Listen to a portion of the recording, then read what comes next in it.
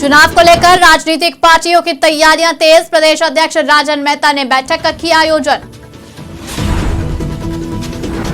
मनाया जा रहा चंद्रयान 3 की सफलता का जश्न। युवा वैज्ञानिक आशीष का रहा अहम योगदान। लॉन्चिंग से लेकर लैंडिंग तक आशीष ने रखी थी नजर।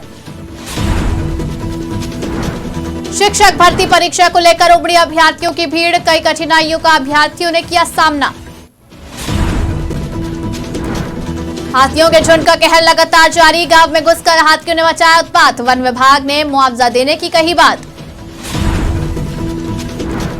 महिला सशक्तिकरण को दिया जाएगा बढ़ावा। लोकनाथ भवन में लगाई जाएगी प्रदर्शनी। प्रदर्शनी में लगेंगे 16 स्टॉल।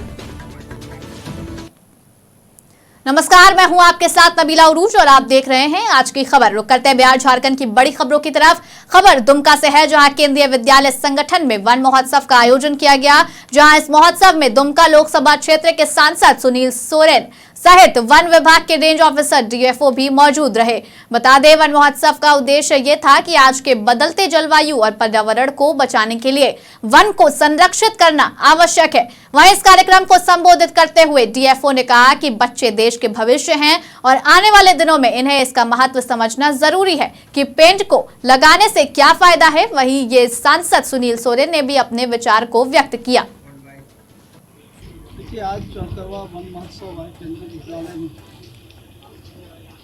वन विभाग के पदाधिकारी द्वारा आयोजित की गई और अभी के लिए बहुत ही चुनौती तो है ही। अगर इस चुनौती को हम लोग अभी से ही स्वीकार करना पड़ेगा, तभी हम जो है जो आने वाला भविष्य है, जिस तरह से पूरा वर्ल्ड में जो है जलवायु परिवर्तन का चल रहा है और ये जो है हम पौधा लगा के ही इसको हम लोग कंट्रोल कर सकते हैं। और जिस तरह मैंने बोला कि जो है सभी को जो है 10 पेड़ 8 पेड़ लगाना चाहिए। उससे क्या हो जाएगा, और हम सबों का सौभाग्य है कि इस क्षेत्र में कोई भी पेड़ अगर हम लगा देते हैं तो वो जो है सूटेबल जगह है। इसलिए तमाम जो है हमारे अधिकारी। खबर जमशेदपुर से है, जहां महिला सशक्तिकरण को बढ़ाते हुए सामाजिक संस्था फेस टू फेस द्वारा लोकनाथ भवन में प्री पूजा प्रदर्शनी की बिक्री लगाई जाएगी, जिसमें बंग बंधु संस्था का भी सहयोग मिल रहा है। जानकारी के मुताबिक संस्था की अध्यक्ष अपर्णा गुहा ने दी है। उन्होंने बताया कि उक्त प्रदर्शनी आने वाले 26 और 27 अगस्त को लगेगी, जिसमें sari, kurti, salwar suit, bedsheet, pillow cover, handmade jewellery, handmade leather bags भी उपलब्ध होंगे। ग्राहकों को कुछ चुनिंदा सामानों पर आकर्षक छूट भी दी जाएगी।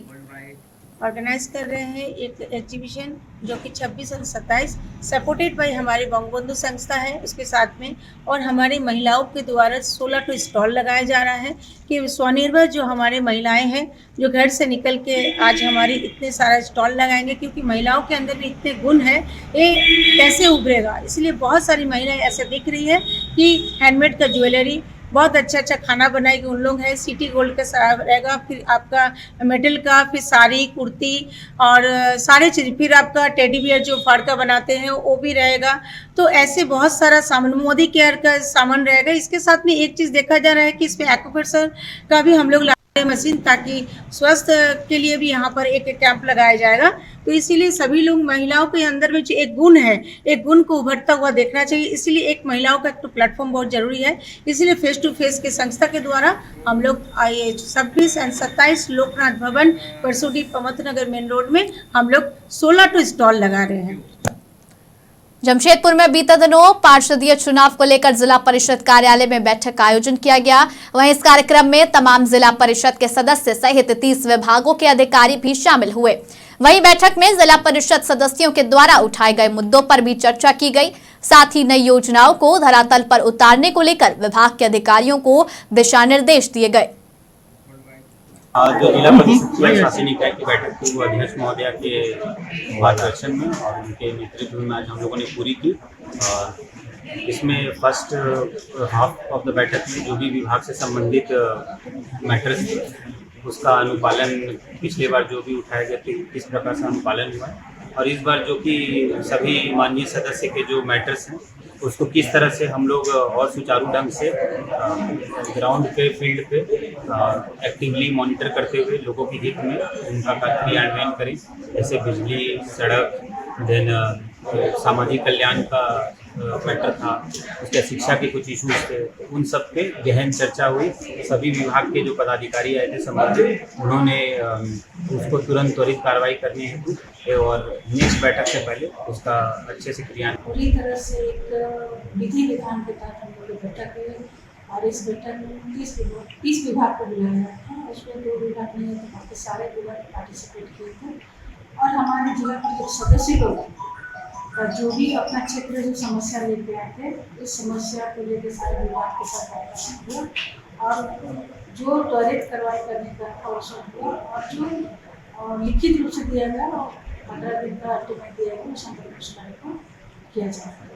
दूसरी बात है कि अभी हमारा चूँकि सब नए प्रतिनिधि यहाँ पे हुए हैं, उन लोगों को थोड़ा समय भी मिली है, वो समझ के कार्य कर रहे हैं। हमारे जिला परिषद ने कोई स्टाफ की आवश्यकता बनी थी, उसको हम लोग प्रतिनिधि कार्यक्रम मांग थे, उसको भी जहां एक तरफ पूरा देश चंद्रयान 3 की सफलता का जश्न मना रहा है, वहीं इस मिशन को कामयाबी तक पहुंचाने के लिए वैज्ञानिकों की दिन रात की कड़ी मेहनत लगी है।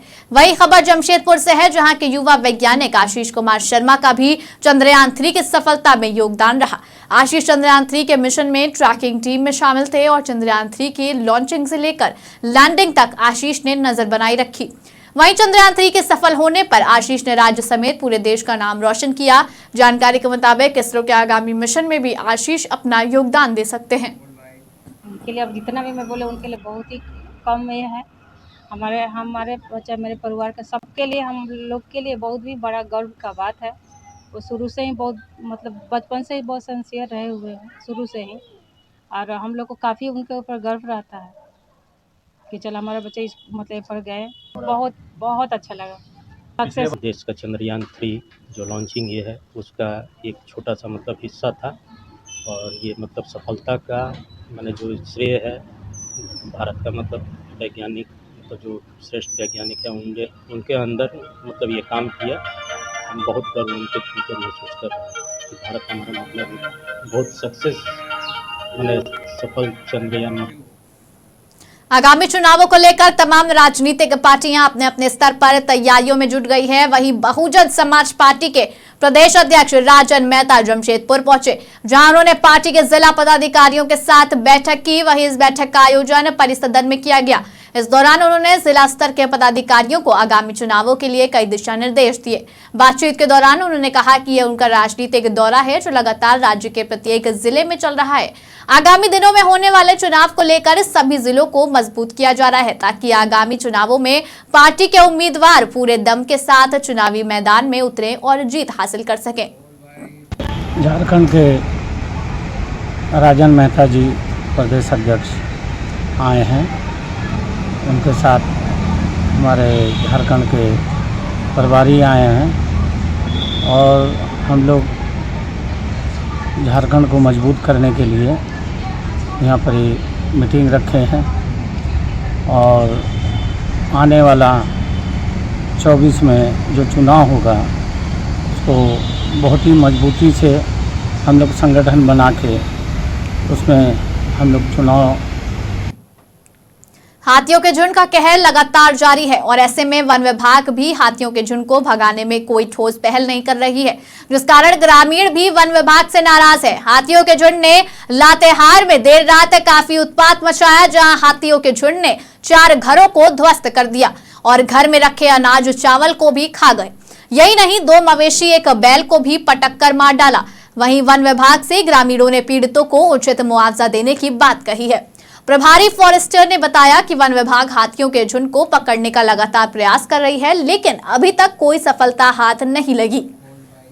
बात हम लोग लगभग 12 बजे आसपास हाथी, रात के अंधेरिया रात था, कितना हाथी आया था, लेकिन सब लोगों को यहाँ रात के समय 4-5 गो का हाथी का पता चलता है और भी हो सकता है, लेकिन अंधेरिया में पता नहीं चला। लेकिन हम लोग लगभग रात के समय फ़ोन 11-12 बजे आया तो पता लगा कि नहीं से यहाँ पर घर को अभी शुरू किया है इसके बाद में रात का अंधेरिया में पानी बरसता था, दिक्कत तो हुआ है।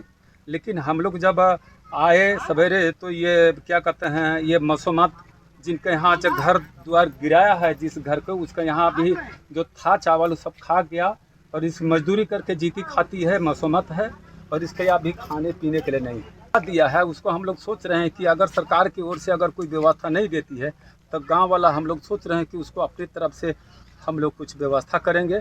हम कहना चाहेंगे वन विभाग की ओर से जो भी हमारे विचार अगर आ रहे हैं, वन विभाग हमारे forester, forest guard, forester, ranger, DFO ये सभी लोग हैं, इस पर जितने भी पहले भी आवेदन दी गई थी उस पर कोई कार्रवाई अभी तक नहीं हुआ। हमारे गांव में पहले भी धान का भी आवेदन। ये जंगली हाथियों के द्वारा बीती रात यहाँ बसिया का ये जो टोला है यहाँ पर 4-5 घर का नुकसान किया गया है। तो देख रहा हूँ कि आकर सुबह चेक किया तो बहुत बुरी तरह से क्षतिग्रस्त कर दिया है घर को। तो यहाँ के जो घरवासी हैं उनको रहने के लिए भी तत्काल सहायता की ज़रूरत है। तो मैं अपने वन क्षेत्र पदाधिकारी को सूचना दे दिया हूँ, तो अगर कुछ वहाँ से मिलता है मुझे तो ज़रूर इन लोग को मदद किया जाएगा। और उसके अलावा सरकारी प्रावधान जो है उसके तहत तो हम इन लोग को समझा ही दिए हैं आवेदन लेके, उसके बाद फिर मुआवजा दिया जाएगा। उसमें थोड़ा महीना 2 महीना 3 महीना भी लेट लग सकता है। गाँव में जैसे समय समय पर हम लोग बाहर से टीम मंगाते हैं, लेकिन उसको निकाल के देखे, लेकिन वो भी सक्सेस नहीं रहा। निकालने के बाद भी 10 दिन 15 दिन के बाद फिर वापस आते पूरा बालूमाथ एरिया में सभी।